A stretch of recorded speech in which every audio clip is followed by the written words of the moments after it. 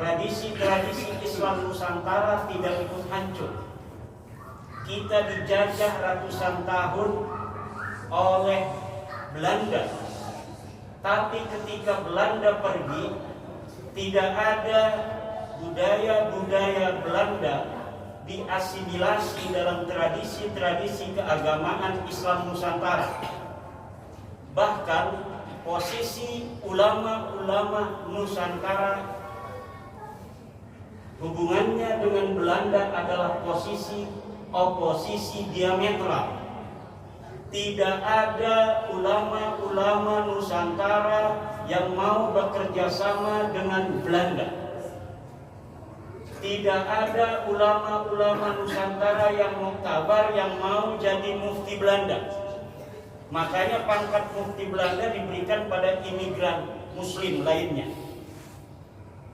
Tidak ada budaya-budaya di dalam tradisi keagamaan Islam Nusantara yang ada kaitan dengan tradisi Belanda. Ulang tahun Ratu Wilhelmina, pesantren-pesantren, para kiai-kiai zaman itu tidak ada yang mau ikut instruksi Belanda untuk mengadakan ulang tahun Ratu Belanda. Tidak ada destinasi-destinasi ulama-ulama Nusantara, basic pesantren yang mengadakan ulang tahun Ratu Wilhelmina. Inilah Bapak-bapak, Ibu-ibu sekalian, yang saya katakan bahwa Islam Nusantara sebagai sebuah konsep yang dimunculkan Nahdlatul Ulama 2015 memang telah terbukti memiliki kesaktian-kesaktian dan imunitas komunal. Bahkan tahun 1927 Muktamar NU itu masih mengambil sebuah keputusan muktamar bahwa menggunakan dasi, celana panjang, jas itu hukumnya haram. Kenapa haram? Karena ini tasyabuh dengan Belanda. Ini adalah upaya perlawanan dari kalangan Nahdiyin ketika itu kepada hegemoni penjajahan Belanda. Tahun 40-an Kiai Wahid Hasim mendobrak keputusan itu. Beliau menggunakan jas, menggunakan dasi, menggunakan celana panjang. Ansor-ansor kita pada ikut Kiai Wahid Hasim. Akhirnya pada Kombes di Kudus Ansor itu Kiai Asnawi Kudus marah-marah di arena Kombes karena anak-anak NU yang dari Ansor pakai celana panjang. Setelah merdeka tahun 50-an, Kiai Saifuddin Juri bertemu dengan Kiai Asnawi Kudus. Dalam keadaan Kiai Saifuddin Juri menggunakan jas yang rapi, dasi dan celana panjang. Ketakutan Kiai Saifuddin Juri, jangan-jangan nanti saya dimarahin lagi, kayak seperti Kombes Ansor tahun 38 itu. Ternyata kata Kiai Asnawi Kudus, dulu saya haramkan menggunakan dasi, jas dan celana panjang karena tasabuh bil kufar, tasabuh dengan Belanda. Kalau sekarang menggunakan celana panjang itu bukan tasabuh dengan Belanda, tapi tasabuh dengan Kiai Wahid Hasim dan Insinyur Soekarno. Akhirnya dihalalkan itu kama qala Syekh Asnawi Kudus. Setelah merdeka pula, ajaran-ajaran Nahdlatul Ulama yang merupakan kristalisasi pelembagaan dari ajaran-ajaran Wali Songo yang kemudian di 2015 kita kenal juga dengan istilah Islam Nusantara, telah mampu beriringan dengan Pancasila dalam menciptakan bangsa dan negara Indonesia dalam ketentraman yang tiada tara.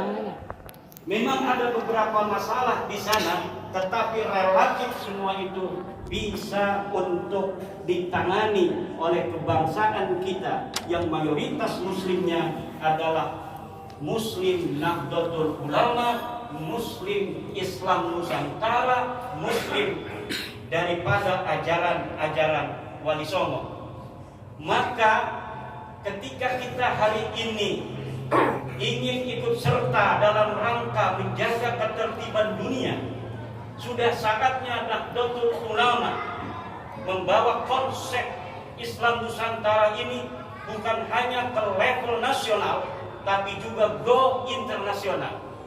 Sudah saatnya Nahdlatul Ulama tablighu mafahimi Islam Nusantara ila jami'i anha'il alam, untuk menyebarkan konsep Islam Nusantara ini ke seluruh semesta raya.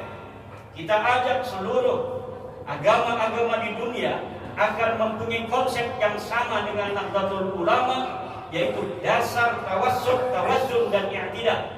Dan kita ajak seluruh konsep-konsep dasar negara di dunia ini untuk mengikuti konsep dasar Pancasila, di mana seluruh agama, seluruh etnis dan suku di dalamnya dilindungi oleh bangsa negara itu sendiri.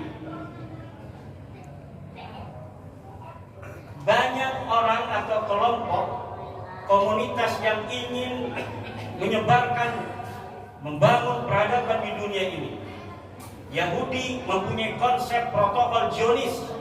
Dia ingin mengembangkan peradaban dunia menurut konsep Yahudi. Saudi, dia memiliki mafahim al-Wahhabiyah, bagaimana peradaban dunia Islam dibentuk di dalam tradisi-tradisi Wahabi. Lalu Nahdlatul Ulama, ketika kita ingin berperan di dalam membangun peradaban dunia ini, konsep apa yang kita miliki? Konsep yang kita miliki adalah konsep Islam Nusantara. Maka sudah saatnya kita kristalkan ini konsep Islam Nusantara untuk merawat jagat dan membangun peradaban al-muhafadzah al-qadimis salih wal akhdhu bil jadidil aslah, yaitu dengan membakukan konsep Islam Nusantara baik di dalam definisi, filosofi maupun teori. Kita berdoa mudah-mudahan Nahdlatul Ulama semakin memberikan manfaat di dalam peradaban dunia ini, dalam menciptakan keharmonisan dan perdamaian di tengah-tengah dunia. Demikian, wallahu wal muwaffiq ila aqwamit thoriq.